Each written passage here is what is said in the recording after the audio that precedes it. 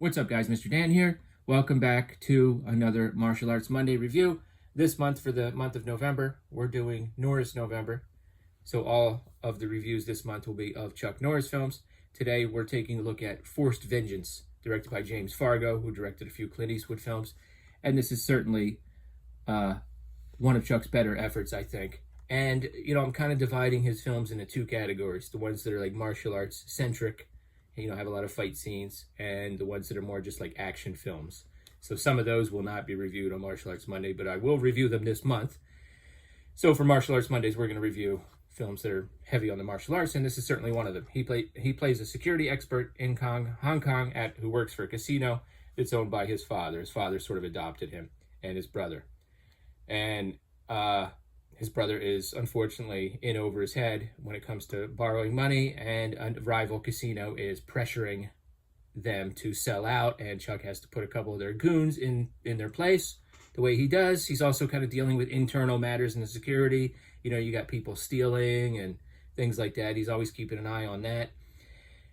And then the bad guys strike and take out some members of his family, and he's got to grab his adopted father's daughter, who I guess would be like his adopted sister, who's not really part of that life. She doesn't know what's going on, but he has to grab her to protect her. And him and that woman and his girlfriend, who lives on a houseboat in the bay there, they have to essentially go on the run. They get help from an old Vietnam buddy of his. There's a little bit of a cringy scene when the guy's like, he's got, my girlfriend's here. And Chuck's like, how old is she? And he's like 17, and they laugh. It's like, oh, yikes.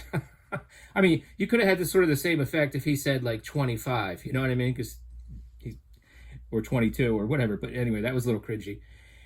And so it's like a guy on the run scene, kind of a movie. I mean, with some scenes of some guys sort of chasing them and trying to assassinate them, coming at them with nunchucks, which I think in the UK version was cut.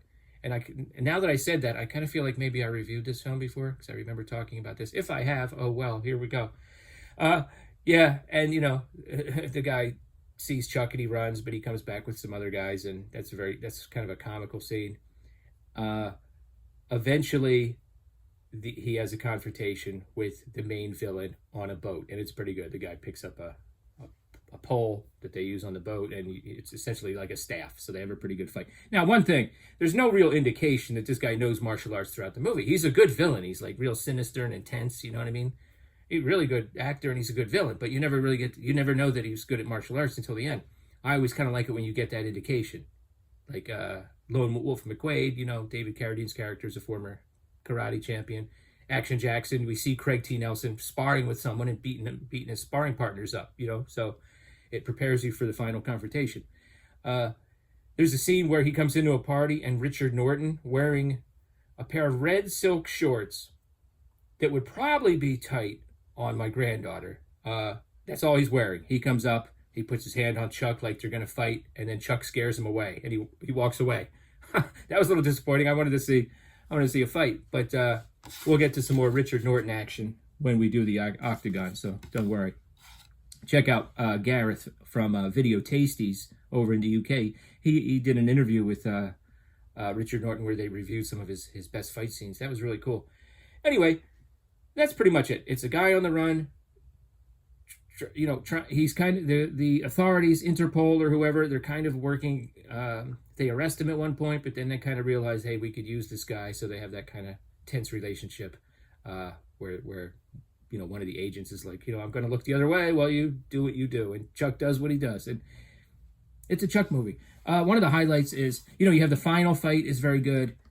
This fight here in front of this neon sign is really cool. You'll see it in the opening credits when you put the DVD in. It's just really cool. It's really one of my favorite fights. It's a very cool look. This film really has a very cool look about it. It's Hong Kong before the takeover, and they even reference that. Chuck Norris, he often has a narration or an inner dialogue in his movies, and he actually says that at the end. This Hong Kong, with all the commerce and everything, it's not going to last. And of course it didn't. So it's actually kind of sad. But really lots of shots on the water. So, there's with the fruit vendors selling fruits and vegetables, and there's lots of chases along the water and everything. And it has a great atmosphere in addition to everything else. Yeah, one of Chuck's best. Recommend it. Have you seen it? What are your thoughts about Forced Vengeance? Let me know in the comments below. And I'll see you back next Monday for another Martial Arts Monday Chuck Norris edition. Thanks. When Chuck Norris does a push-up, he isn't lifting himself up. He's pushing the earth down.